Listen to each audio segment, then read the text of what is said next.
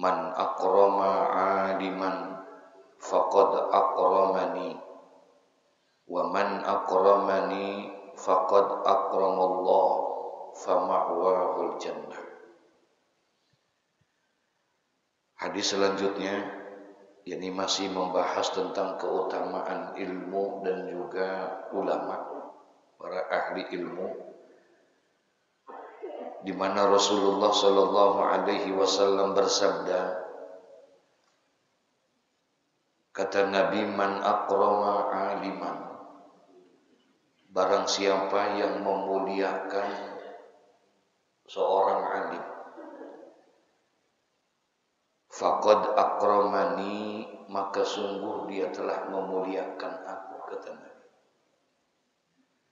Wa man akramani, dan barang siapa yang memuliakan aku, faqad akramallah, maka sungguh dia telah memuliakan Allah. Fama'wahul jannah, dan tempatnya orang itu adalah surganya Allah Subhanahu wa taala.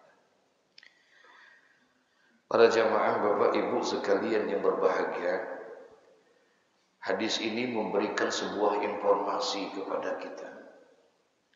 Kita akan termasuk menjadi orang-orang yang memuliakan Allah kalau kita memuliakan Nabi Muhammad. Dan kita akan jadi orang yang bisa tergolong memuliakan, menghormati Nabi Muhammad kalau kita memuliakan para ulama-ulama.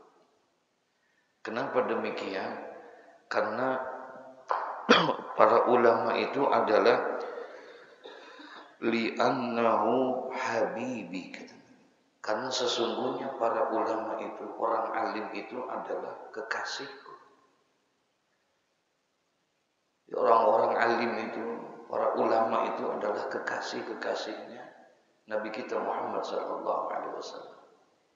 Kita ini dianjurkan untuk menghormati dan memuliakan ulama. Karena bagaimanapun juga kita ini hutang budi dengan para ulama. Diakui ataupun tidak diakui, langsung ataupun tidak langsung, terlalu besar jasa daripada para ulama untuk kita. Saat ini kita bisa mengerjakan ibadah sebagaimana ibadah yang dilakukan oleh Nabi kita Muhammad sallallahu alaihi wasallam. Salat yang kita kerjakan sebagaimana salat yang dikerjakan oleh Nabi, puasa yang kita lakukan, puasa yang sama dilakukan dengan Nabi, haji yang kita kerjakan pun juga adalah haji yang sesuai dengan Nabi. Kok bisa? Padahal kita tidak hidup di zaman Nabi, kita tidak pernah berjumpa dengan Nabi, kita tidak pernah bertemu dengan Nabi Muhammad. Tapi sekarang kita bisa kenal Islam, kita tahu iman, kita tahu mana yang hak, mana yang batil, mana yang boleh, mana yang tidak boleh. Kita bisa melaksanakan ibadah sesuai yang diajarkan oleh Nabi Muhammad. Itu tidak lain adalah karena berkat, jasa, dan perjuangannya para ulama. Nah, oleh karena itu para ulama itu disebut sebagai ahli warisnya para nabi. Sebagai ahli warisnya para nabi. Nabi tidak mewariskan harta untuk umat-umatnya. Dia tidak mewariskan kekayaan dan lain sebagainya. Tapi yang diwariskan oleh Nabi adalah para ahli warisnya itu adalah para ulama. Untuk menyampaikan risalah-risalah, ajaran-ajaran yang diajarkan oleh Nabi Muhammad supaya sampai kepada umatnya.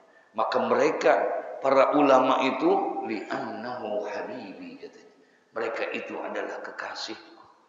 Barang siapa yang menghormati ulama, maka sungguh dia telah menghormati aku, katanya. Barang siapa yang telah memuliakan ulama, maka sungguh dia telah memuliakan aku, kata Nabi Muhammad.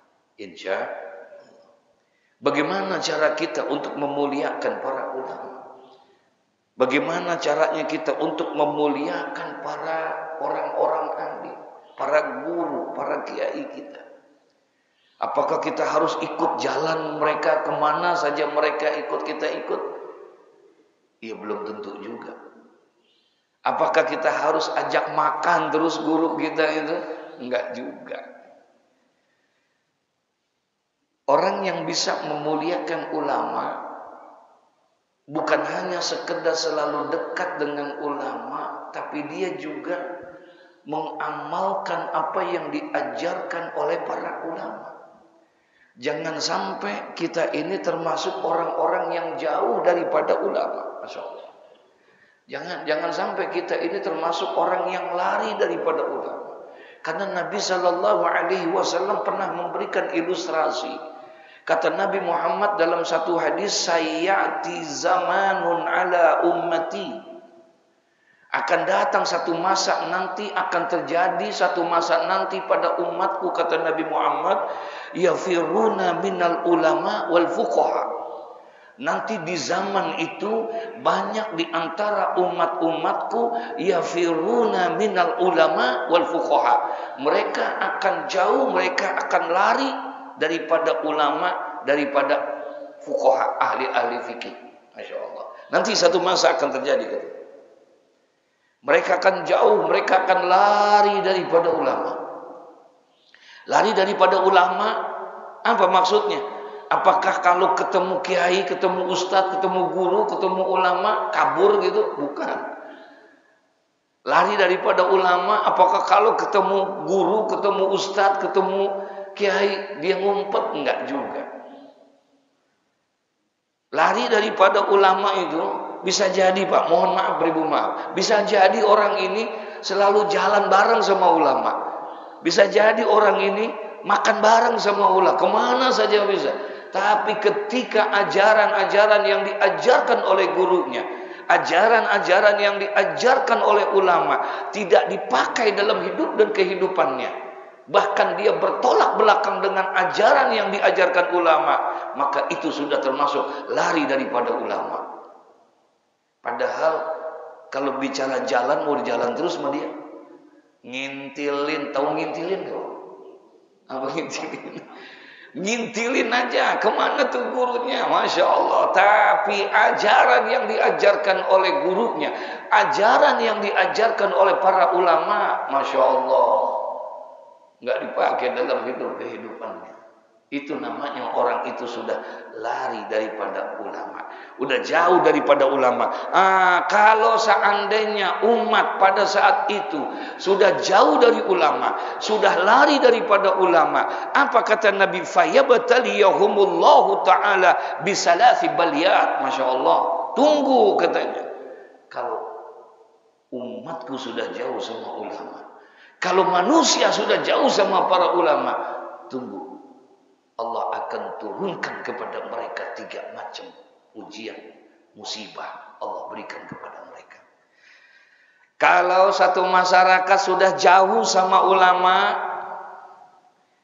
kalau satu masyarakat ini sudah tidak lagi mau mendengarkan daripada ajaran-ajaran para ulama, tunggu, katanya, fayabtaliyahumullahu bitsalasi baliyat.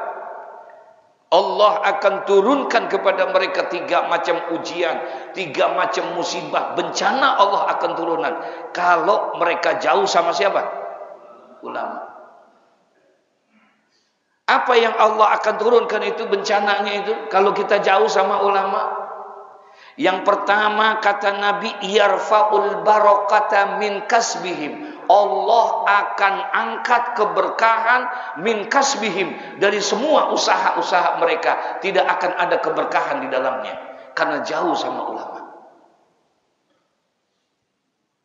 Usaha yang dia lakukan, pekerjaan yang dia kerjakan, segala sesuatu aktivitas yang dia lakukan dan yang dilaksanakan oleh dia, karena tidak mendengarkan ulama, tidak mendapatkan petuah-petuah ulama, akhirnya Allah akan angkat keberkahan-keberkahan dari usahanya. Mohon maaf ini Bapak Ibu, berkah, tidak berkah bukan berarti kalau dagang itu enggak untung. Bukan. Bisa jadi untungnya banyak, Pak. Yang namanya tidak berkah itu bukan berarti kalau dia kerja enggak digaji. Enggak, bisa jadi gajinya besar. Yang tidak berkah itu bukan berarti kalau dia usaha tidak pada penghasilan. Enggak, penghasilannya mungkin luar biasa. Tapi penghasilan yang dia dapat, gaji yang dia peroleh, untung yang dia dapatkan itu tidak bawa keberkahan di dalam rumah, dalam kehidupannya. Duitnya mah banyak, Pak. 900 miliar. Banyak gak tuh kira-kira ya? Masya Allah. 900 miliar. Itu yang di bawah, Pak. Belum yang di atas. Belum lagi yang di tempat-tempat yang lain. Segitu banyaknya duit yang dia ada. Tapi tidak ada keberkahan. Rumah tangganya berantakan. Anaknya tidak pernah. Kenapa? Nggak ada keberkahan di dalamnya. Nggak ada keberkahan yang dia dapatkan. Padahal jabatannya tinggi. Padahal kedudukannya luar biasa. Hartanya berlimpah ruah. Duit nggak pernah kurang, Pak. Gajinya saja, kita dengernya aja, Masya Allah. Berapa gaji lu? 125 juta. Sebulan 125 juta. Kalau kita berapa, Pak? Hah? Tapi ternyata tidak ada keberkahan. Masih selalu kurang. Tidak pernah ada rasa kepuasan. Cari lagi dengan cara-cara yang tidak halal. Menghalalkan segala cara. Masa bodoh kalau perlu jilat atas. Kalau perlu injak yang bawah. Kalau perlu sikut kiri kanan. Masa bodoh. Kawan jadi lawan jadi kawan. Yang penting saya dapat itu semua. Ini zamannya nih sekarang. Betul ya? Kenapa kok bisa begitu? Yarfa'ullah barakatan min kasbihim. Allah angkat keberkahan itu. Kenapa Allah angkat keberkahan? Karena dia jauh sama siapa? Sama ulama. Nggak pernah duduk di majlis-majlisnya ulama. Nggak pernah hadir di majlis-majlis ilmunya para orang-orang alim. Tidak pernah mendengarkan nasihat-nasihat. Masya Allah. Akan beku ini hati, Pak, kalau seandainya tidak pernah disiram. Hati ini perlu diapain? Perlu disiram sebagaimana perlunya pohon-pohon yang disiram itu supaya tumbuh dengan baik itu pohon, supaya subur. Sama hati kita pun juga perlu disiram. Siram hati kita ini.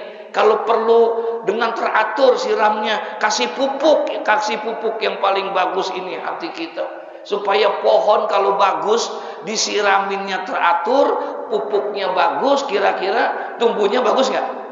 Bagus. Sama hati kita juga begitu. Siramin hati kita ini. Pagi, sore, siang, malam siramin. Dengan apa siraminnya? Zohor, asar, maghrib, isya, subuh. Itu lagi nyiramin namanya kita. Dengan apa kita siramin? Siramin hati kita dengan ayat-ayat Al-Quran. Siramin hati kita dengan hadis-hadis Nabi Muhammad.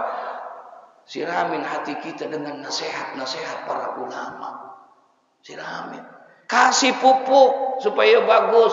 Apa pupuknya? Tahajud. Apa pupuknya? Duha.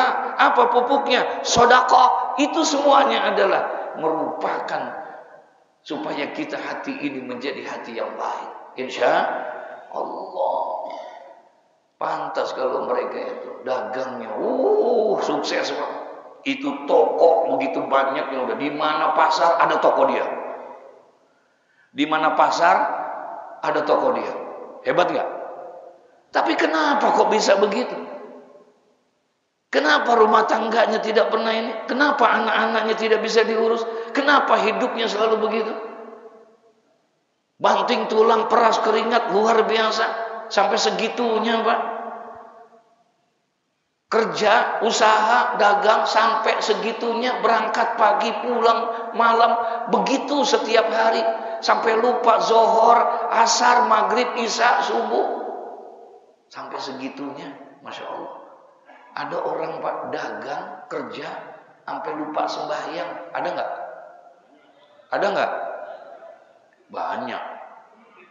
Mana orangnya? Itu penyakit yang pertama. Kalau jauh sama ulama, Kalau jauh sama ulama, tunggu, kata Nabi, fayabtaliyahumullah bi thalathi baliyat.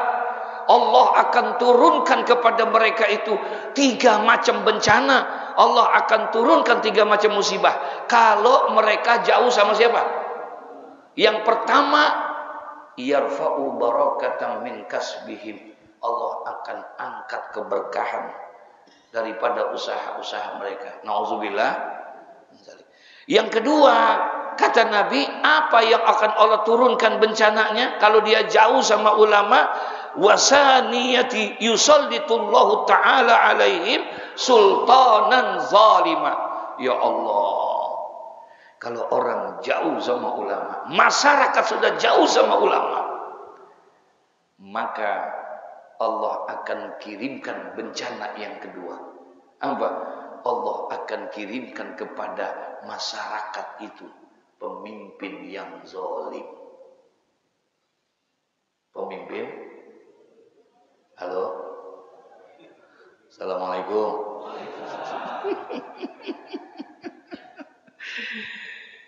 Ada yang ngantuk banget.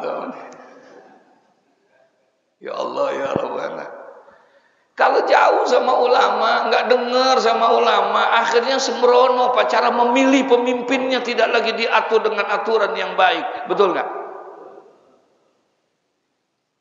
Nggak pernah mau mendengar arahan ulama.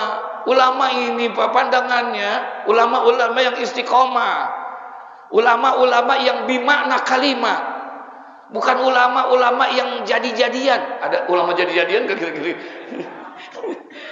Bukan, tapi ulama yang bimakna kalimat, ulama yang benar-benar ahli warisnya para nabi. Itu Masya Allah, ittaqullah firasatal mu'min fa innahum la yanzuru ila binurillah. Hati-hati kalian dengan pandangannya para ulama. Hati-hati kalian dengan pendapatnya para ulama. Kenapa? Mereka itu semua memberikan pandangan kecuali adalah karena datangnya dari Allah Subhanahu wa taala. Mulutnya dijaga, tangannya dijaga. Betul, Pak? Itu ulama-ulama kita. Dia mah jarang ngobrol-ngobrol di mana-mana, enggak. Yang dia lihat matanya selalu Quran, kitab. Tiap hari yang diomongin kalimat-kalimat yang baik, zikir ini itu, akhirnya terjaga dia punya mulut, tajam mulutnya, Pak. Ulama ini. Kalau seandainya sudah jauh sama ulama, penyakit bencana yang kedua, Allah akan kirimkan pemimpin-pemimpin yang zalim. Ya Allah, ada nggak pemimpin yang zalim? Halo? Ada nggak? Siapa? Firaun kenal nggak Firaun? Nah, tuh zalim tuh dia tuh. Pemimpin yang zalim, Masya Allah. Astagfirullahaladzim. Pemimpin-pemimpin yang selalu membohongin rakyatnya, yang selalu mendustai, berkhianat terhadap amanatnya, selalu berbuat zalim, Masya Allah. Zalim ini lawan katanya apa? Zalim lawan katanya apa? Enggak zalim. Betul enggak? Iya. Lah, zalim lawan katanya apa? Adil. Adil lawan katanya zalim. Zalim lawan katanya adil. Dulu guru saya pernah bilang, Mu'allim Safi Azami, apa kata beliau? Yang namanya adil itu, kata beliau, wad'u syai' fi mahaliha. Menempatkan sesuatu pada tempatnya. Nah, itu tuh adil tuh. Yang namanya adil, menempatkan sesuatu pada tempatnya. Lawan katanya apa? Zalim. Kalau zalim, wad'u syai' fi ghairi mahaliha, menempatkan sesuatu bukan pada tempatnya, zalim namanya. Pintu itu emang tempat orang masuk dan tempat orang keluar, itu pintu. Kalau ada orang masuk lewat pintu, keluar lewat pintu. Adil nggak? Adil. Tapi kalau ada orang masuk lewat pintu, keluar lewat jendela,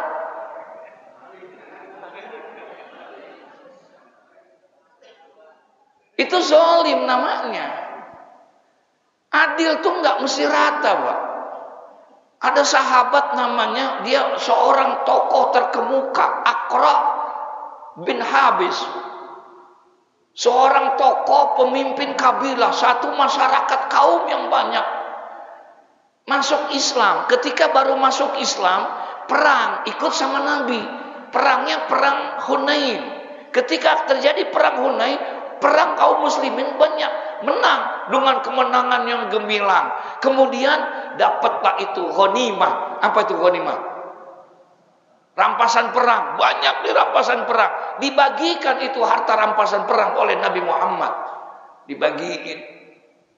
Ketika pada saat dibagiin, Nabi Muhammad bagi Aqra bin Habis dibagi. Husain, Uyana bin Hisin dikasih. Semua sahabat tokoh-tokoh yang ini, mereka baru masuk Islam, dikasih sama Nabi. Nabi ngasihnya luar biasa, besar-besaran tuh mereka dikasih.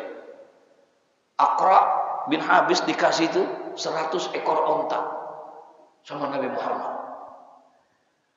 Terus Uyana bin Hisin dikasih 100 onta. Begitu semua dikasih tokoh-tokoh ini. Nah, ini sahabat-sahabat Nabi yang udah lama ada yang protes. Ngomong sama Nabi, ngomong sama Abdullah bin Mas'ud, apa katanya? Demi Allah, ini pembagian kayaknya kagak adil nih. Masa dia yang baru masuk Islam dikasih banyak banget, laki kita dikit banget. Tuh. Nggak adil nih. Rasulullah membagikannya. Coba dong rata, biar semuanya tidak ada yang ngiri. Tuh. Menurut mereka. Karena pandangan mereka yang namanya adil itu harus apa? Maaf, Bapak, Ibu, kita punya anak, Pak. Punya anak. Anak kita 5. Ada yang TK, ada yang SD, ada yang SMP, ada yang SMU, ada yang kuliah. Ada berapa anaknya? 5. Ada yang TK, ada yang SD, ada yang SMP, ada yang SMU, ada yang kuliah nih. Pagi-pagi nih, entar nih, berangkat sekolah semua, bareng-bareng keluar semua. Nah, kita kasih bekal masing-masing nih semua. Tuh anak, satu anak 5.000, 5.000, 5.000, 5.000, 5.000. Yang TK 5.000, yang SD 5.000, yang SMP 5.000, yang SMU 5.000, yang kuliah 5.000. Kita kasih. Adil nggak? Adil nggak? Halo? Rata nggak? Sama nggak? Adil nggak? Kenapa nggak adil? Hah? Kan rata, kan sama. Di sini, Pak. Makanya tadi definisi adil menempatkan sesuatu pada tempatnya. Anak TK dikasih goceng. Anak TK dikasih 5.000. Bagaimana kira-kira? Wah, ilaha illallah, girang dia, Pak. Cilok 2 piring. Tapi kalau anak kuliah dikasih 5.000. Buat ongkos aja nggak punya, nggak cukup itu, betul ya? Nah, itu namanya nggak adil. Nggak bisa menempatkan sesuatu pada tempatnya. Adil itu harus bisa menempatkan sesuatu pada tempatnya. Apakah sudah sesuai pada tempatnya kita di situasi seperti ini, di kondisi seperti ini? BBM dinaikin, pantas apa kagak kira-kira saudara? Nah, begitu kira-kira bisa menempatkan. Pemimpin yang zalim akan didatangkan oleh Allah. Nabi loh yang ngomong. Allah akan turunkan kepada satu masyarakat Allah akan turunkan kepada satu kota, bahkan satu negara, apabila di dalam masyarakat itu, di dalam negara itu, di dalam kota itu, mereka lari daripada ulama, tidak pernah mau mendengarkan nasihat dan arahan ulama. Ketika masyarakat itu jauh, fayabtaliyahumullah bisalasi baliyat, Allah akan turunkan kepada mereka 3 macam bencana padanya. Masya Allah. Yang pertama, Allah angkat keberkahan dalam usahanya. Yang kedua, Allah akan kirim kepada mereka pemimpin-pemimpin yang apa? Zalim. Pemimpin yang zalim. Yang ketiga, kata Nabi, wa yakhrujuna minad dunya bi ghairi iman. Ya Allah, kalau orang jauh sama ulama. Yang ketiga yang bahaya, wa yakhrujuna minad dunya bi ghairi iman.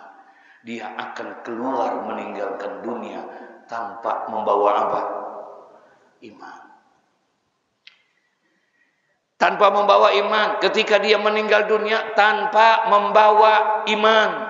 Kalau yang pertama Allah angkat keberkahan dari usaha, itu urusan dunia, betul ya? Itu mah urusan dunia. Allah kirimkan yang kedua pemimpin-pemimpin yang zalim, itu juga urusan apa? Dunia. Tapi wa yakhrujuna minad dunya bi ghairi iman. Ketika keluar meninggal dunia tanpa membawa iman, ini bukan urusan dunia. Urusan apa udah? Udah urusan akhirat. Nggak bawa iman, alamatnya jelas sudah. Kemana? Neraka. Nauzubillah. Nah, oleh karena itu, mumpung guru-guru kita banyak, mumpung kita masih punya ulama, ayo jangan jauh-jauh, hormati dia, muliakan mereka itu. Hormati mereka, muliakan mereka, sebab orang-orang man akrama aliman. Barang siapa yang memuliakan orang alim, faqad akramani, maka sungguh dia telah memuliakan aku, kata Nabi. Wa man akramani, dan barang siapa yang telah memuliakan aku, maka sesungguhnya faqad akramallah, maka sesungguhnya dia telah memuliakan Allah. Fama'wahul jannah, maka tempat orang alim itu, maka tempat orang yang menghormati orang alim itu tidak lain adalah surganya Allah Subhanahu wa taala. Insya orang yang bisa menghormati Allah tidak ada tempatnya kecuali adalah surganya Allah. Kenapa? Ai li annaha mahalu sukna ahibaillahi taala. Karena sesungguhnya yang namanya surga itu adalah memang tempatnya para orang-orang yang menjadi kekasihnya Allah. Insya mudah-mudahan kita termasuk orang yang dikasihi oleh Allah Subhanahu wa taala. Wa qala Rasulullah sallallahu alaihi wasallam, naumul alimi afdalu min ibadatil jahil. Hadis yang selanjutnya, kata Nabi, naumul alim, tidurnya orang alim. Tidurnya orang alim itu afdalu min ibadatil jahil, itu lebih utama daripada ibadahnya orang yang jahil. Ada orang yang jahil, tahu jahil nggak Pak? Apa? Bodoh, tahu bodoh nggak? Bego, tahu bego? Minum es ditiup. Nah, ada orang ibadah tapi nggak pakai ilmu. Jahil dia, bayangnya bukan main, masya Allah. Semen kagak pakai ilmu. Itu masih lebih utama orang alim yang tidur. Kenapa? Karena orang alim tidurnya dia pakai adab, pakai etika keilmuan. Ngikutin apa yang diajarkan sama Nabi. Tidurnya aja tuh. Tidur, kalau mau tidur dianjurkan berwudu. Ntar ketemu nih dalam kitab ini. Orang yang mau tidur dalam keadaan berwudu, itu nanti nilainya kayak apa? Masya Allah, dijamin orang yang berwudu ketika dia tidur dalam keadaan wudu, andai kata dia dimatikan dalam keadaan tidurnya malam itu, maka insya Allah matinya mati syahid fisabilillah. Tuh, makanya dianjurkan mau tidur wudu. Kalau kita wudu nggak jujur. Hah? Tuh orang alim tidurnya wudu. Terus dia tidur menghadap ke kiblat. Dia tidurnya menghadap ke kiblat sebagaimana dimasukkannya jenazah ke dalam lubang landak. Tahu lubang landak ya? Lubang landak apa lubang apa namanya? Kalau di kuburan namanya? Iya. Dimasukin jenazah kayak begitu. Tidur kita seanjurkan seperti itu, menghadap kepada kiblat. Dengan tangan kita seperti ini tidur menghadap kepada kiblat. Ini orang alim tidurnya. Dia tidak tidur kecuali dia berzikir kepada Allah. Dia baca dulu yang namanya zikir-zikir kepada Allah. Kalau perlu mau tidur, menghatamkan Quran. Waduh, mau tidur suruh ngatamin Quran, kira-kira bagaimana itu? Sebulan aja kagak hatam gitu. Baca dulu Qul huwallah 3 kali, Qul a'udzu birabbil falaq 3 kali, Qul a'udzu birabbin nas 3 kali. Lihat dalam kitab Riyadhus Shalihin, Rasulullah sallallahu alaihi wasallam menganjurkan kepada kita ketika mau tidur baca tuh di situ. Tangan kita seperti ini, Pak. Mau tidur nih, baca tuh Bismillahirrahmanirrahim. Qul huwallahu ahad, Allahus samad, lam yalid wa lam yulad wa lam yakul lahu kufuwan ahad. Bismillahirrahmanirrahim. Qul huwallahu ahad, Allahus samad, lam yalid wa lam yulad. 3 kali. Baca Qul a'udzu birabbil falaq 3 kali, Qul a'udzu birabbin nas 3 kali. Setelah dibaca tiup. Ludahin tuh tangan kita, tapi jangan keluar ludah. Ludahin. Kemudian usap seluruh badan kita. Mau menjelang tidur diajarkan oleh baginda Nabi Muhammad. Buat apa? Apabila ada orang-orang yang punya niat jahat sama kita, ingin mengirimkan sesuatu yang gaib kepada kita, paham maksudnya? Maka dia akan berbalik lagi, tidak akan sampai kepada dia. Itu diajarkan. Orang alim tidurnya begitu, Pak. Kalau kita baca nggak?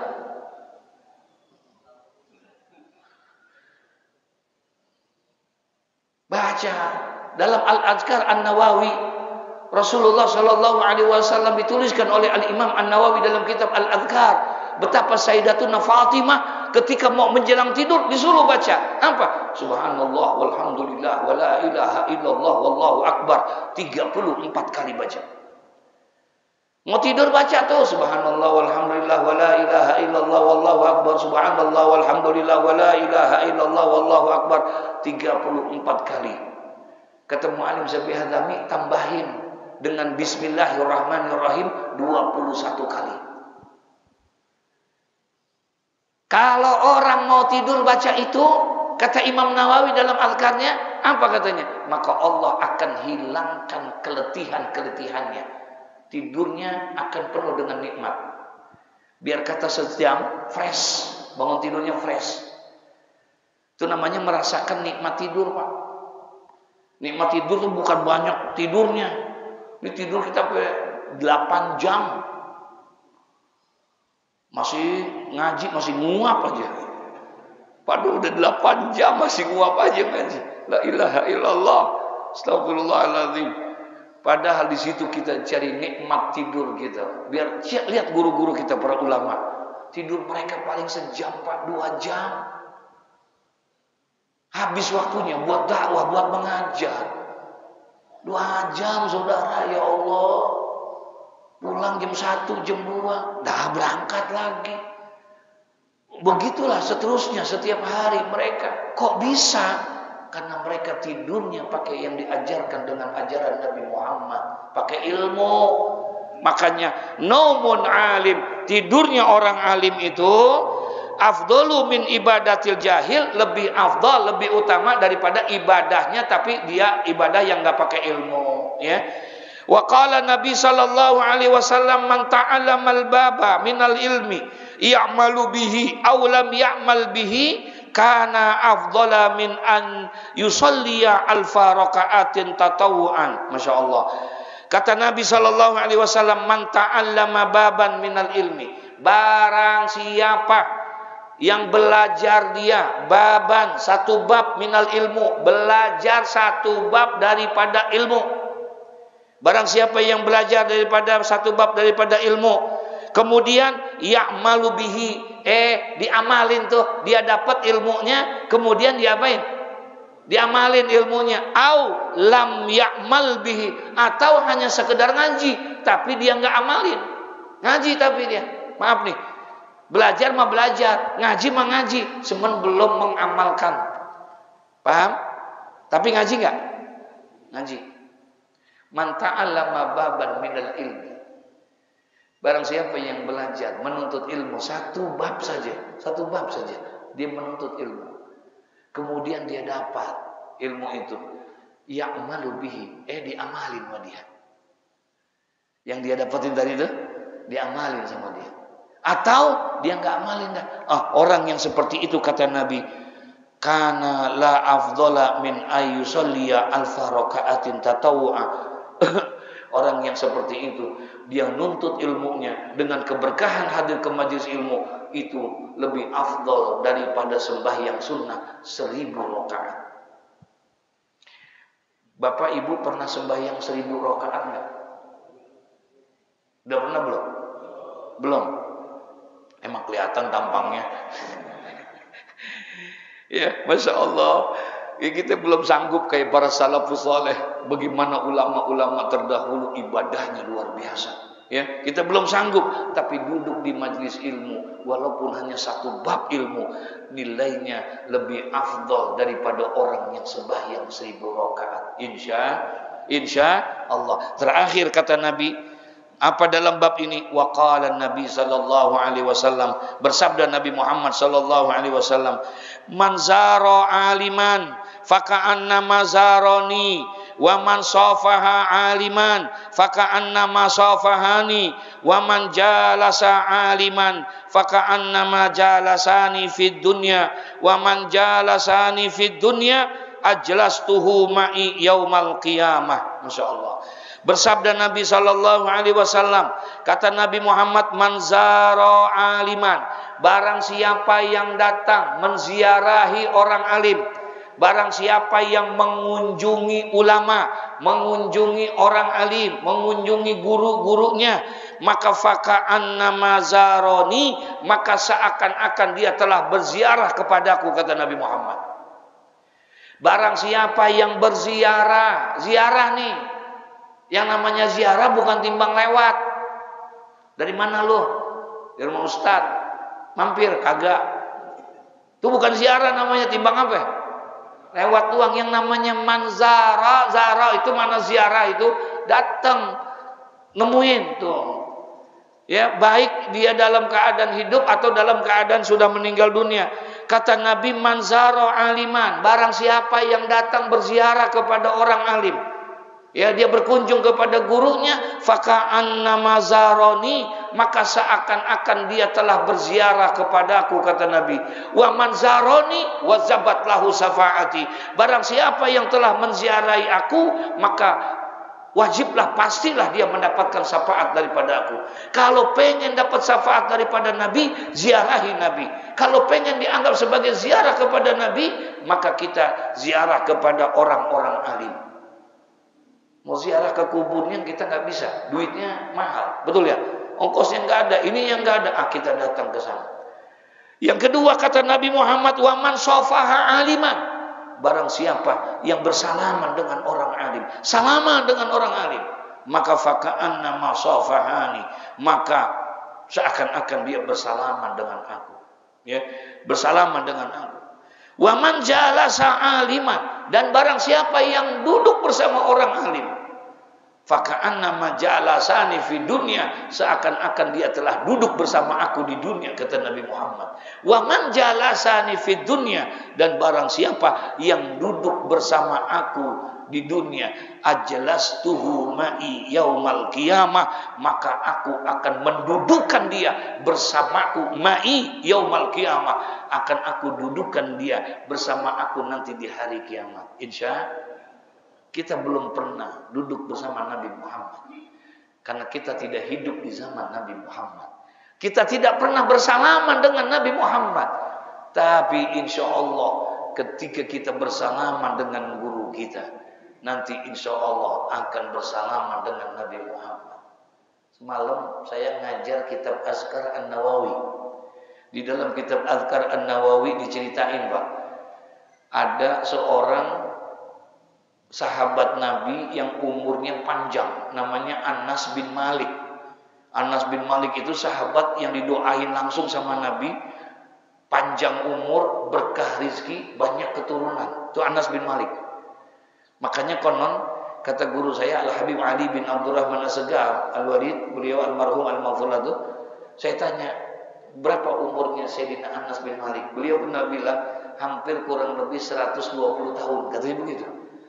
Anas bin Malik tuh, ya, 120 tahun. Nah, kok bisa panjang? Ya, karena didoain sama Nabi.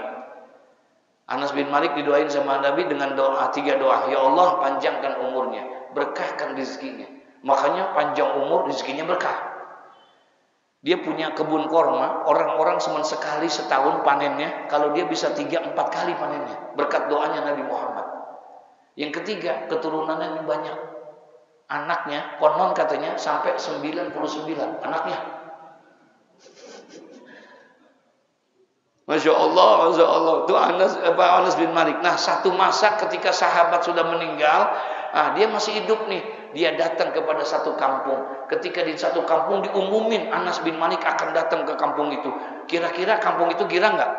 Giranglah semua. Tapi ada satu warga yang berbeda. Dia ketika dengar Anas bin Malik pengen datang ke kampungnya dia berubah. Dia akan minta bagaimana caranya supaya Anas bin Malik datang ke rumah dia.